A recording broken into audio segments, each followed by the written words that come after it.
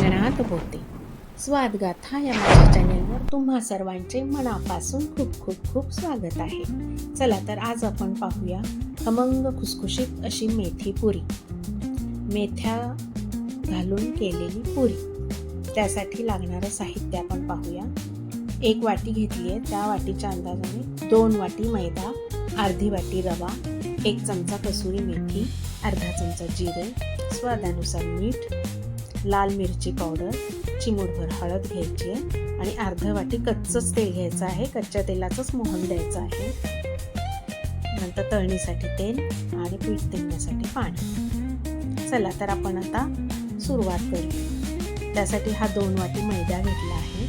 त्याच्यामध्ये हा अर्धी वाटी रवा टाकत आहे. रवा टाकल्यानंतर त्याच्यामध्ये आपण ही कसुरी मेथी ती टाकूया. ही बाजारात किराणा दुकानात अवेलेबल असते. अर्धा चमचा जिरे टाकूया. स्वादानुसार मीठ टाकत आहे. आता चिमूटभर हळद टाकून घेऊया. हळद जास्त नका टाकू, चिमूटभरच टाका. आता 1 चमचा लाल मिरची पावडर टाकली आहे. याच्याऐवजी तुम्ही 7 ते 8 हिरव्या मिरच्या सुद्धा वापरू शकता. त्या क्रश करून बारीक कुटून टाकायच्या आहे. आता हे सगळं आपण मिक्स करून घेऊया. पीठ सगळं, मीठ, तिखट सगळं याला लावून घेऊया.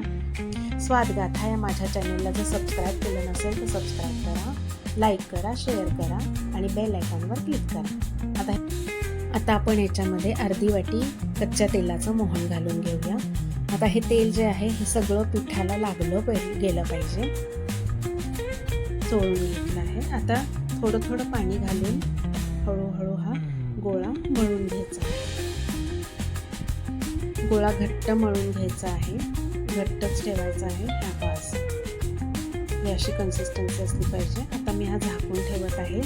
3 ते 4 तास असं भिजू द्यायचं आहे. झाकून ठेवून टाकायचं बाजूला. आता 3 ते 4 तास झाले आहेत. आता मी कढईमध्ये तेल गरम करायला ठेवत आहे. हे पहा, पीठ पण कसं फुगून मस्त झाले. पहा कसं छान फुललं आहे. रवा पण आतमध्ये. हे पहा असं झालं आहे. पीठ मऊसूर गोळा झाला आहे छान. आता याचे बारीक बारीक सुपारी एवढे गोळे करायचे आणि त्याच्या पुऱ्या लाटून घ्यायच्या. या पुऱ्या खोबरं किसायची किसणी असते त्याच्यावर लाटून घ्यायचं आहे. म्हणजे कशी पुरी फुगणार नाही. टम्म फुगलेली नको आहे आपल्याला पुरी. पुरी अशी प्लेनच चपटीच राहिली पाहिजे. हे बस किसणीवर लाटल्यामुळे ही व्यवस्थित होते. पुन्हा आणखी याला दुसरा एक ऑप्शन आहे, तो मी पुढे दाखवतच आहे तुम्हाला. तर व्हिडिओ पूर्ण पहा, स्किप करू नका. हे पहा, चवीला अत्यंत सुंदर लागते ही पुरी. खमंग लागते, तोंडाला छान चव येते. तुम्ही पण नक्की करा.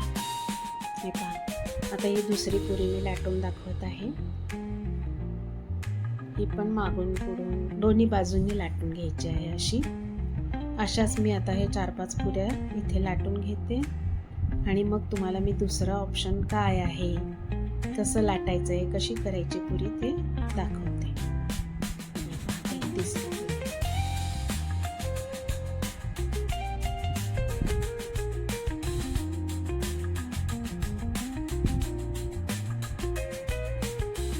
ही पुऱ्या माझी आजी सुद्धा करायची.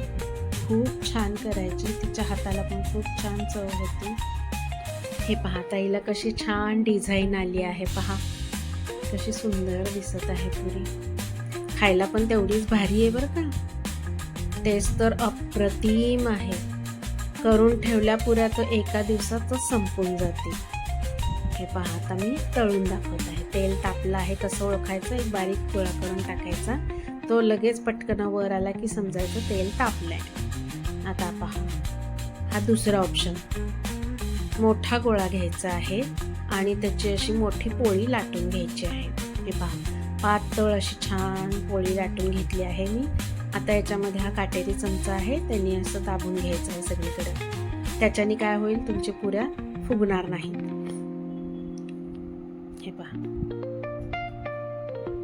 हे असं सगळीकडे पूर्ण दाबून घ्यायचं आहे. मग एक छोटी वाटी किंवा छोटा गोल स्टीलचं असं घेऊन त्यांनी ह्या पुऱ्या कापून घ्यायच्या आहेत. हे पहा, अशा छोट्या छोट्या छोट्या गोल पुऱ्या.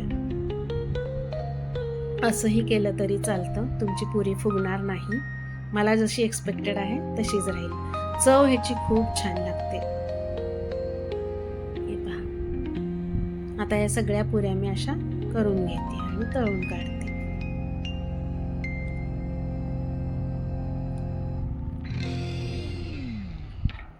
या पुऱ्या जर तुम्ही केल्यात ना तर एक दिवस सुद्धा राहणार नाही, लगेच पटापट संपून डबा तुमचा रिकामा होईल. मंद आचेवर तळायच्या आहेत.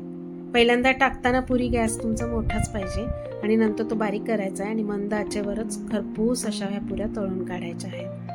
हे पहा, हे अशी झाली माझी पुरी. किती सुंदर दिसतात पहा. वास पण खमंग सुटला आहे. हे पहा किती क्रंची झाली आहे बघा. हे पहा, अतिशय सुंदर लागते चवीला पण. तेल पण नाही राहिलं याच्यामध्ये. पहा, लेयर्स पण कसे छान आले. अशाच माझ्या छान छान रेसिपी पाहण्याकरता पुन्हा पुन्हा भेट द्या माझ्या स्वादगाथा चॅनेलला आणि सबस्क्राईब नक्की करा.